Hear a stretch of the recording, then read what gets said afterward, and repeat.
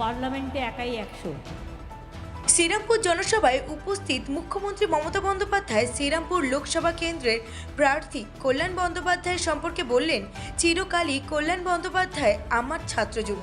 যবে থেকে আমি রাজনীতি করি তবে থেকেই ও আমার সাথে আছে। এমনকি মুখ্যমন্ত্রী চান কল্যাণ বন্দ্যোপাধ্যায় যেন আবার জয়ী হন, কারণ তিনি নাকি পার্লামেন্টে একাই 100। তিনি আরও কি বললেন জানাবো আপনাদেরকে। শ্রীরামপুর লোকসভা কেন্দ্রের প্রিয় প্রার্থী কল্যাণ বন্দ্যোপাধ্যায় চিরকালই আমার ছাত্র যুব। যখন আমি রাজনীতি করি তখন থেকেও আমার সাথে আছে। আমি চাই ওকে আপনারা আবার জয়ী করুন, জয়যুক্ত করুন। ও পার্লামেন্টে একাই 100। রবীন্দ্রনাথ সম্বন্ধে জানে না, ব্যারাকপুরে উল্টো রবীন্দ্রনাথ ঠাকুরের ছবি দিচ্ছে আর মোদি জিন্দাবাদ করছে। লজ্জাও করে না যে রবি ঠাকুর আমাদের প্রাণের ঠাকুর, সারা বিশ্বকবি। উনি বিশ্বগুরু নয়, বিশ্বগুরু আমাদের রবীন্দ্রনাথ ঠাকুর। রোজ বলছে তৃণমূল চোর। কোথায় চুরি করেছে? কার পকেটে চুরি করেছে জিজ্ঞেস করুন। একটা হাওয়া তুলে দিয়েছে, গোয়েবলেস কয় দেয়। চুরিটা করেছে, প্রমাণটা কোথায়? আমি তো কোর্টে যাচ্ছি ডিফার্মেশনে।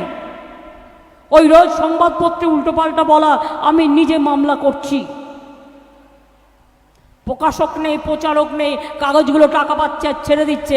আমি এবার ছাড়বিয়ার পাত্রী নই, আমি ওটা আবার ধরবো এবং ভালো করে আটো করে ধরবো।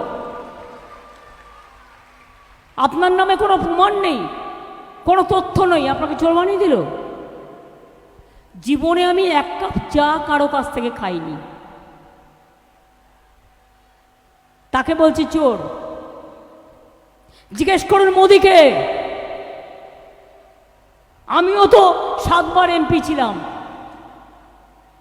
আমিও তো 4 বার সেন্ট্রাল মিনিস্টার ছিলাম, আমিও 3 বার চিফ মিনিস্টার আছি।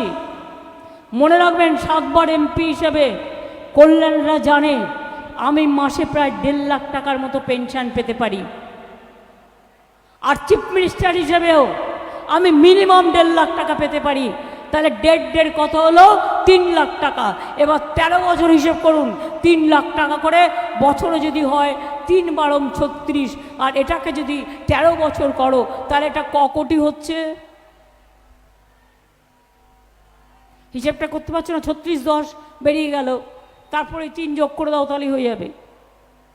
কয়েক কোটি টাকা আমি নিইনি, আমার নিজের হোয়াইট মানি নিইনি, আমার প্রয়োজন পড়ে না।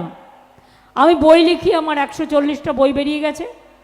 আমি একটু গান টান গাই, এমনকি একে বিক্রি করে আজ পর্যন্ত 1 পয়সা নিজের ফান্ডে নিইনি, লোককে দিয়ে দিয়েছি। তা সত্ত্বেও আমার নামে সিবিআই কেস করেছিল, বদমাশের গাছগুলো। যেদিন ওদের গাছের মধ্যে বেঁধে রেখে ভালো করে আদর করতে পারবো, সেদিন বুঝবো যে মিথ্যে কথা বলার কি দাম।